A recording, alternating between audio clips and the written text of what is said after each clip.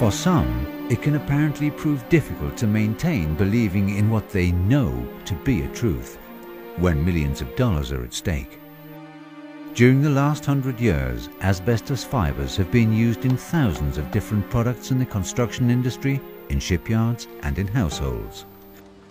It was seen as a magic mineral, and the use of millions of tons of asbestos created a successful and very profitable industry, even though that selfsame industry was well aware that asbestos was extremely dangerous. But despite this awareness, the use of asbestos was allowed to develop into one of the biggest occupational health problems of the century, leading to thousands of deaths, and not only for those involved in its manufacture, but for all who came in contact with it.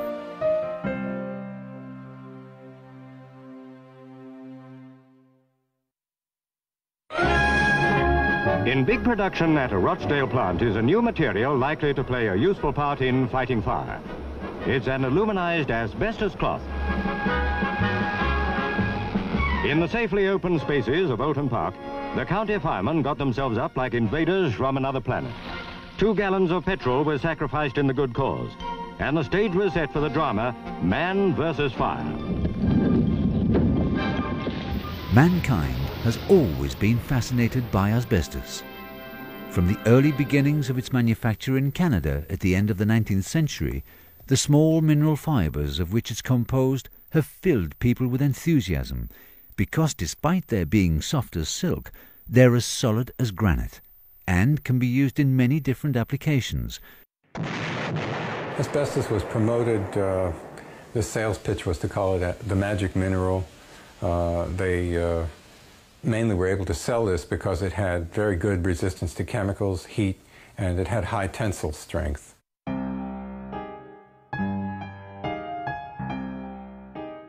In European and American industrialization, asbestos was inextricably linked with the potent symbols of progress: machines, steamships, and large building construction.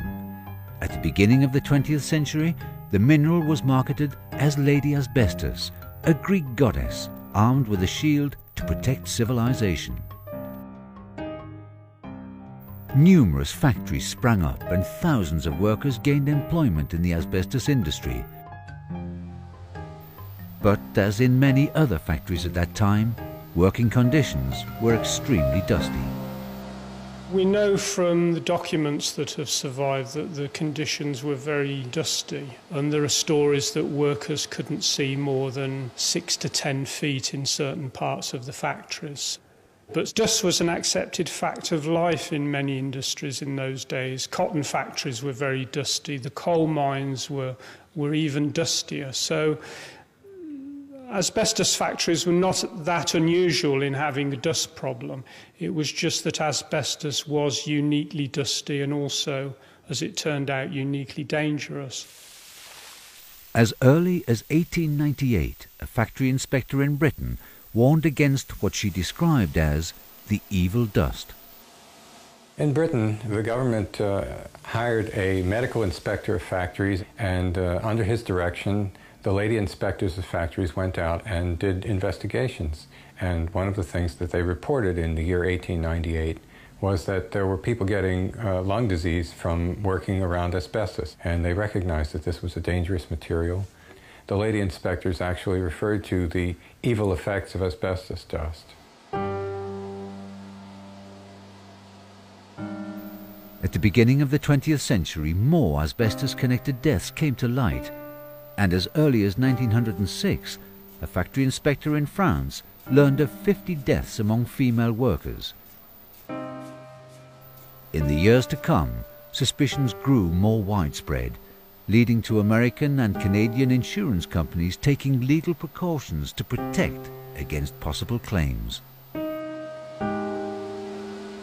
By 1918 in the United States, an insurance industry official published a report describing mortality in dusty trades, and in this report the insurance official said that it was generally the practice of American and Canadian life insurance companies to not sell life insurance to asbestos workers on account of the hazards of their trade, based on reported deaths from such causes as tuberculosis and pneumonia. Yet still no one would admit the full extent of the inherent dangers. It finally took the death of a British woman, Nellie Kershaw, to contribute in helping to unravel the mystery surrounding these dangers, with the inquest into her death resulting in a year-long battle over principles of responsibility and compensation. Nellie Kershaw was a young woman who worked at Britain's leading asbestos company, Turner Brothers in Rochdale. She died in 1924, and it's an important case because it was the first case in which there was an inquest. The inquest received extensive coverage in the local newspaper, the Rochdale Observer, and presented evidence that told her lungs were peppered with numerous, minute, sharp fibres which had cut directly into her lung tissue, causing thousands of tiny scars, until eventually her lungs could no longer function and she died of suffocation. The coroner in charge of the inquest described the cause of death as asbestos poisoning. But Turner Brothers, the company she'd worked for, rejected his findings. Turner Brothers never accepted responsibility for Nellie Kershaw's death, and basically she was never given any compensation by the company. You must remember that at that time the government compensation scheme had not yet been introduced. So officially she had a disease which didn't exist.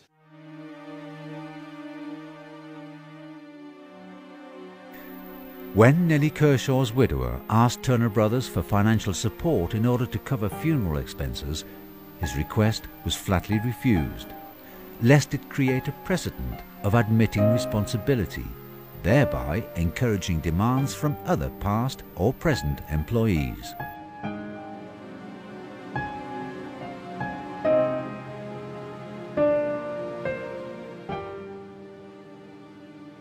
Three years later, the coroner in charge of the inquest summarised his observations in the British Medical Journal, and during decades to follow, thousands of victims would learn the name of their affliction: asbestosis. Following the publication of the Nellie Kershaw case, the British government decided to embark on a survey of asbestosis in the industry, and they examined over 300 workers. And then they reported on this in 1930, showing that over 1/4 of these workers had asbestosis. And the longer they'd worked in the industry, the higher the prevalence of asbestosis. There were so many workers dying from asbestosis that the government had to intervene. They found that the situation was so disastrous that they needed to introduce specific regulations to compel the factory owners to clean up the factories, and also to offer medical examinations and compensation to affected workers. The law, adopted in 1931, was the first of its kind in the world, but it was far from adequate, for the industry managed to have a decisive influence on the final drawing up of the law. The industry, for its part, wanted to limit the scope of the law, and they were successful in making it so that the law only applied to the most heavily exposed workers in the manufacturing plants. And this was very helpful to the industry from a marketing standpoint, because the people who use these products, the millions of people in the construction industry and in the shipyards, were not covered at all by these regulations. The practical uses of asbestos are very numerous. At least 18,000 articles are made of it, ranging from packing for steam engines and linings for friction surfaces to bulkheads for aeroplanes. No, not a member of a secret society, nor a medicine man, but an asbestos shield for firefighting. Asbestos comes into the home in the shape of fireproof curtains and covers, and in a variety of patterns. They are one answer to the problem of the careless smoker. Ash, but no char. If in a playful moment you feel you'd like to make a bonfire of the tablecloth, see that it isn't made of asbestos. Simultaneously, alongside the development of new products utilizing asbestos, more reports were published by British factory inspectors about their suspicions that asbestos also caused lung cancer. The American asbestos giant, Johns Manville, decided in all secrecy to conduct laboratory research on mice and rats. The researcher along the way became curious about cancer, and he allowed these animals to live out their full lives. And it turned out that 9 of 11 of these animals in this group developed lung cancer. But the companies kept him from publishing that. He died in 1946, and the new director of the laboratory wrote up the study that had been done by his predecessor. He included reference to tumors and cancer, and the companies who were the sponsors, executive vice presidents and presidents of these companies, met in the boardroom at the Johns Manville Corporation in November of 1948, and they sent back directions to the laboratory, take out all reference to cancer and tumors. And the author of the study did just that.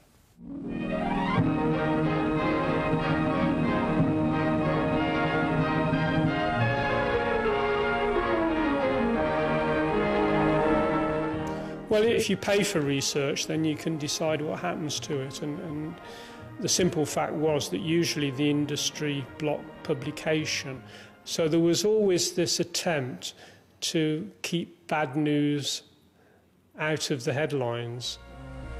This is the Woodbury Gardens development in Long Island, where wide use of asbestos cement shingles is made. And here in the Southern Homes development, these colorful sidewalls add beauty to the community. This contemporary home shows how modern asbestos materials can be adapted to any style or design. Notice how the asbestos cement sidewalls help add dignity and charm. And this is Mrs. Adams. Well, Mrs. Adams, what has been your experience with these asbestos cement sidewalls? Well, we've been very pleased.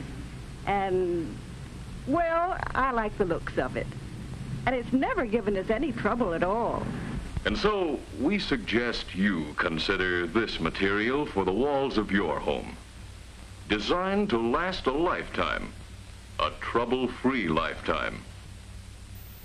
Even though the production of asbestos increased steadily during the 1950s, it became increasingly difficult for the industry to keep on trying to conjure a positive image.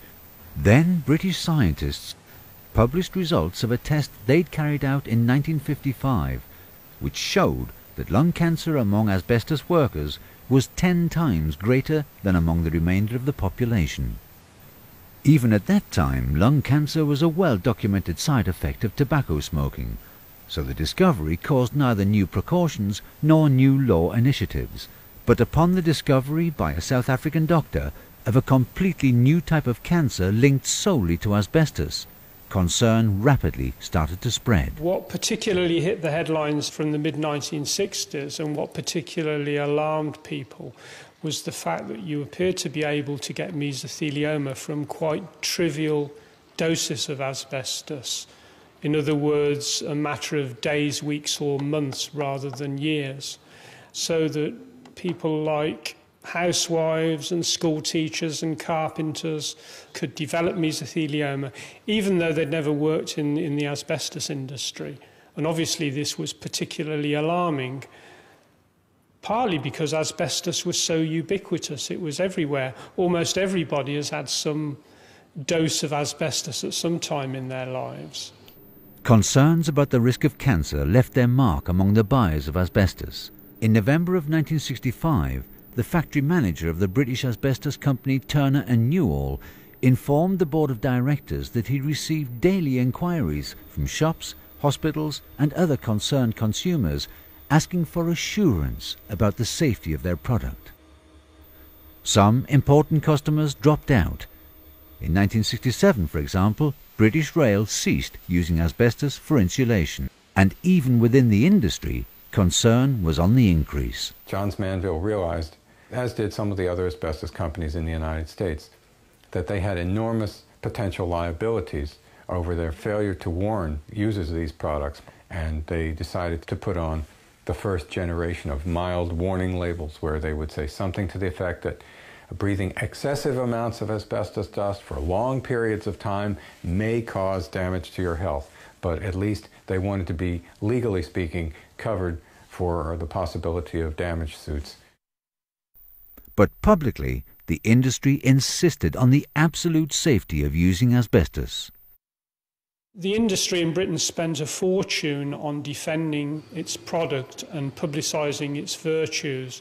For example, one thing that they did was to subsidise a special pull-out supplement in the Times newspaper, which basically described how wonderful asbestos was, how vital it was to the country's economy, and how trivial the health risks were. In their supplement, packed with positive asbestos advertisements, journalists from the Times newspaper were reluctant to write about health problems in the industry. In certain instances, the health risk may be such that the process must be given up, but certainly there is no indication that asbestos falls into this category. In other words, the industry was so well entrenched, so powerful and so wealthy, that it could continue to produce this product even though it was known how dangerous it was.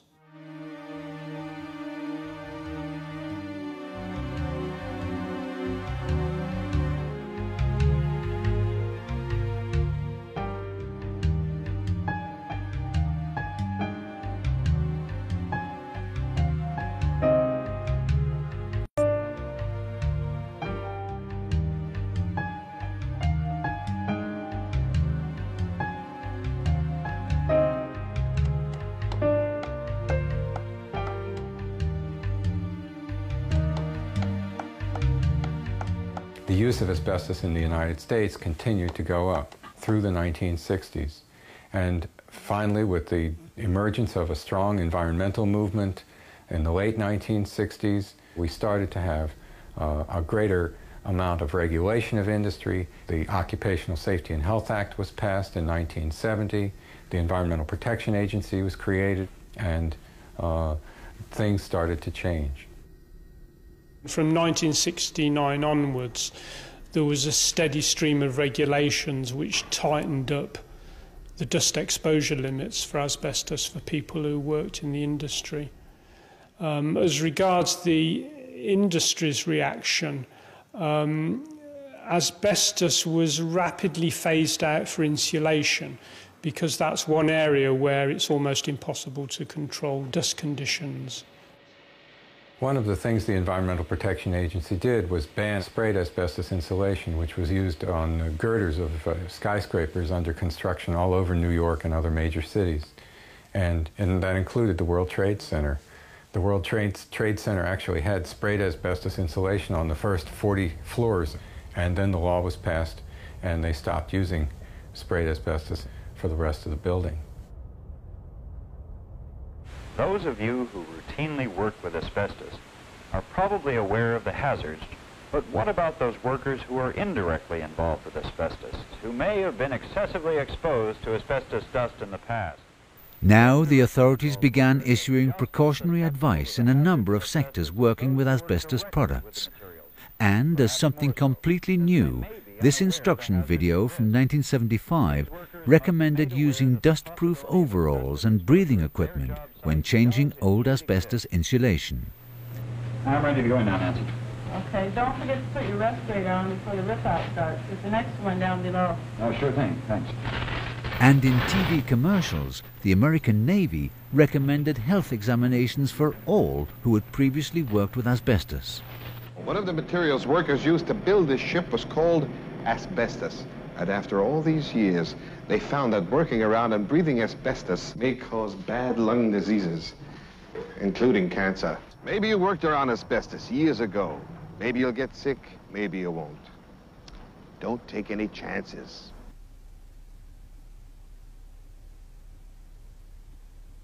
For thousands of people, the warnings came too late. But the human consequences of using asbestos were now being described in a number of TV programs, which for the first time focused on the stories of victims.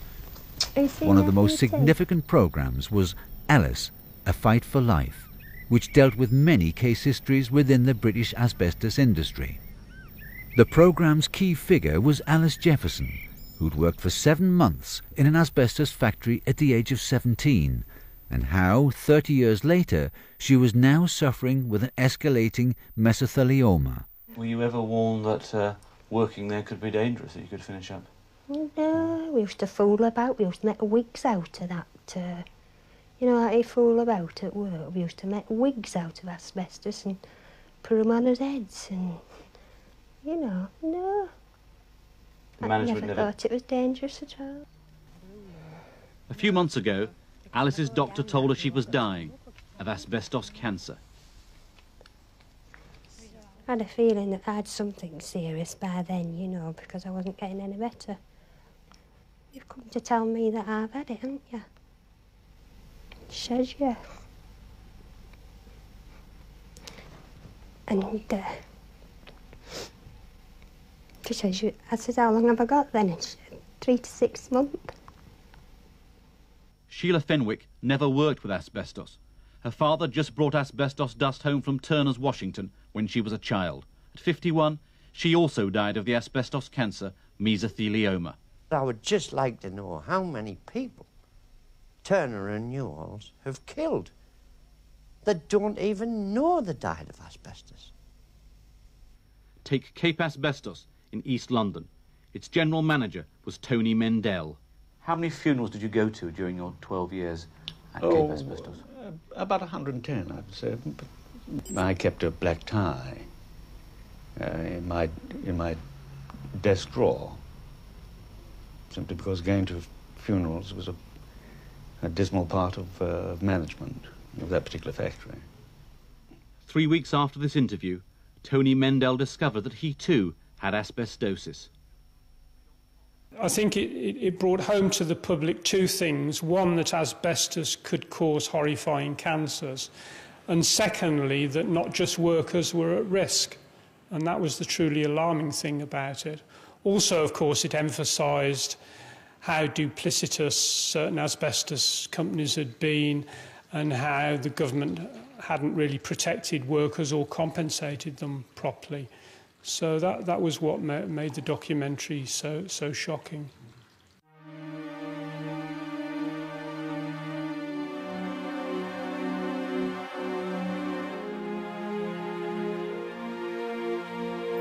By the beginning of the 1980s, the use of asbestos decreased significantly in Europe and the United States, with a lot of countries introducing rigorous regulations on the use of asbestos. And in thousands of buildings, asbestos was simply removed during a gigantic clean-up effort. The number of asbestos victims continued to increase due to the time between the exposure to asbestos and the development of asbestosis or cancer, which can take as much as 30 to 40 years to develop. At the same time, the increasing attention meant that a growing number of people demanded compensation. There was a lot of worker resistance to the idea of using asbestos. There was consumer reluctance to purchase products containing asbestos. And as far as getting any kind of insurance coverage for companies that were using asbestos, that was becoming extremely difficult. At the same time, there had been at least a couple 100,000 claims filed of people who were claiming that they had developed asbestosis or cancer from the exposure to asbestos, and they were suing these companies for failing to warn them about the hazards of asbestos. Even though the industry had been aware since the 1930s that asbestos could cause cancer, the compensation claims apparently took the industry by surprise. Some industries did whatever they could to cut their losses by filing for bankruptcy. Amongst them, the largest American asbestos manufacturer, Johns Manville. Manville Corporation's Board of Directors has determined that the corporation should file for reorganization under Chapter 11 of the Bankruptcy Act. Though our businesses are in good shape despite the recession, we are completely overwhelmed by the cost of the asbestos health lawsuits filed against us.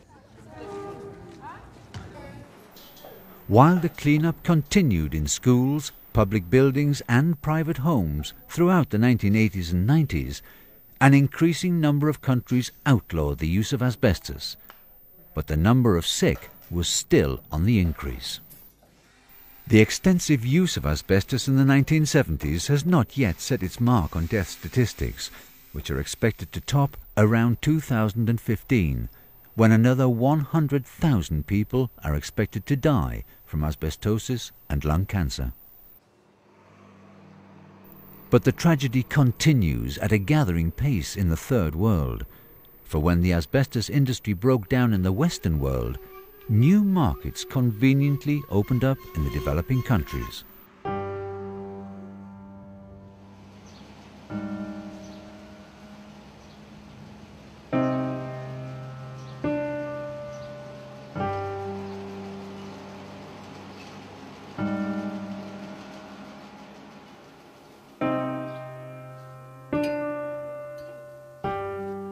India is one of the countries that still has a high consumption of asbestos, and the number of people expected to grow sick is unknown.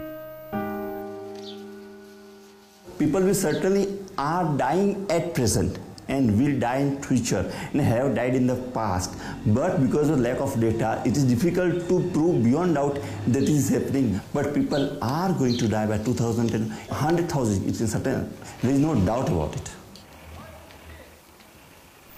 Since 1996, Indian law has forbidden new asbestos mines to open, and India produces only 20% of the more than 100,000 tons of asbestos that the country uses every year. The main bulk of asbestos destined for India is produced by Canada, a country which itself no longer uses the dangerous fibres. Well, the Canadian approach seems to be entirely hypocritical because they don't use asbestos themselves, but are quite content to export it to other countries. The Canadians are not responsible, nor do they have any influence on what happens in the developing world. They simply ship bags of asbestos fibre to these countries. What happens after that is no concern of the Canadians.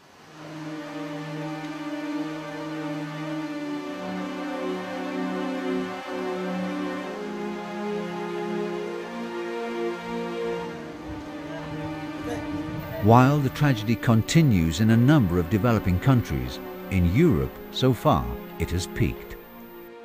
In 1999, the EU imposed a total ban on asbestos from the year 2005. More than 100 years after the first warnings by the British factory inspectors of what at that time they called the evil dust.